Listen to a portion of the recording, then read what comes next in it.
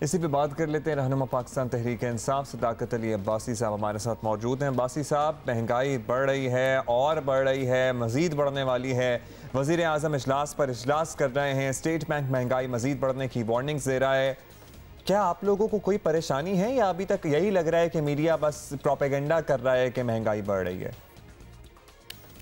और अगर आप महंगाई के लिए जो ब्यूरो ऑफ स्टैटिस्टिक्स का जो एक हर हफ्तावार महंगाई आती है, उसके मुताबिक पिछले हफ्ते और इस हफ्ते में 0.32 यानी 0.32% महंगाई हुई है।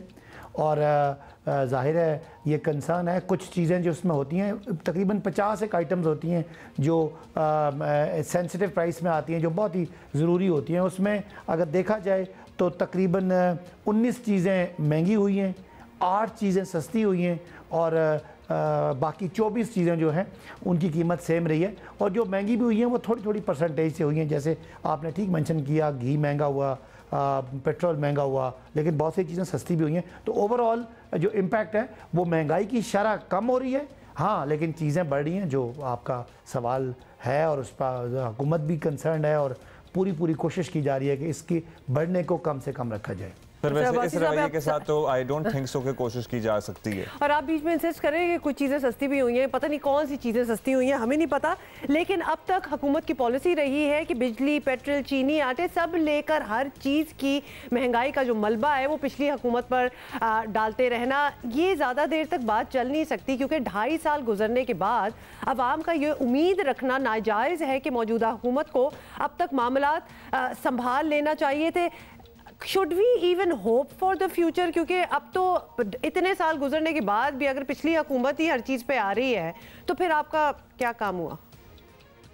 देखिए, ये पाकिस्तान हमारा घर है और ये घर अगर खसारे में जब होता है, जब आपकी आमदनी कम और ख़र्चे ज़्यादा होते हैं, फिर आपको कर्ज़ लेना पड़ता है। जब आप कर्ज़ लेते हैं तो कर्ज़ की वापसी भी होती है और उस पर सूद भी होता है। इसलिए हम कोई माजी का, हमें कोई शौक़ नहीं है, हम बार बार आपको माजी की बात करते हैं। लेकिन ये एक रियलिटी है कि माजी में इतने कर्ज़े लिए गए कि उनको जब वापस करने की का टाइम आता है तो हम फंस जाते हैं। जो हम बार बार आपको खसारे गिनाते हैं और अक्सर टीवी वालों को पसंद नहीं आता कि क्यों कहते हैं कि 20 अरब डॉलर का खसारा था। जब वो खसारा था, उस खसारे का आप अपना गूगल करके देख लें।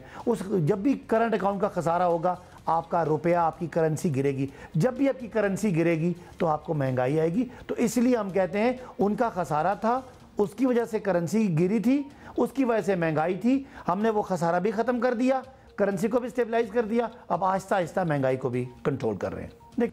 अच्छा, महंगाई को भी आप कंट्रोल करने की कोशिश कर रहे हैं, लेकिन बाय द वे माशाल्लाह पिछलों ने भी कर्जे लिए, आप लोगों ने भी लिए हैं, आप लोग भी ले रहे हैं। तो फिर वो एक दूसरे को ब्लेम करने की क्या जरूरत है? फिर वो भी उसी मुश्किलात में होंगे जिसमें आपने आज अपने आप को पाया है। वो भी यही समझते होंगे कि उससे पिछलों ने इतने कर्जे लिए कि उन्हें उतारने के लिए कर्जे लेना पड़ रहे हैं। अब ये बताते हैं, I am sorry but it sounds like a total vicious circle. हाँ, ये तो कभी नहीं निकल सकता। अब ये बता दें कि इस वक्त जो हालात हैं, आवाम को इनमें रिलीफ चाहिए। आवाम की रुदात तो हम रोज़ ही यहाँ पे सुनाते हैं, वजूहात जो भी हों अपनी जगह जेन्युइन भी हो सकती हैं, लेकिन अब महंगाई में कमी करना आपकी जिम्मेदारी है। क्या आप बता सकते हैं कि हालात में कब तक बेहतरी की उम्मीद रखें? ये जो बेसिक आइटम्स हैं, देखिए बिजली 2 रुपये फ़ी यूनिट पड़ना मजाक नहीं है। देखिए, मैं आइडियली ये कह दूं कि चीज़ें सस्ती हो जाएंगी, ये तो शायद मुश्किल है मेरे लिए कहना। और जो आप रिलीफ की बात कर रहे हैं, आप शायद कोई आपका इशारा सब्सिडीज़ की तरफ है, तो फिर आप कहेंगे कि बात वहाँ तक जा लगी कि ख़जाने में अगर आमदनी कम और ख़र्चे ज़्यादा होंगे तो रिलीफ या सब्सिडी देने के लिए नहीं बचे हालात होते। लेकिन हुकूमत पूरी तरह कंसर्न है कि जो इंतहाई गरीब तबका है उसको बचाने के लिए एक तो जितने ये माफिया इनको कंट्रोल। सब आपका कहना है कि सब्सिडीज तो बिल्कुल नहीं मिलने वाली, तो वो तो आपने चले बता ही दिया। Sense in the long run, लेकिन ये महंगाई भी ज़ाहिर क्या करें, IMF का programme. We are going to see you in the second hour of Geo Pakistan. Stay with us.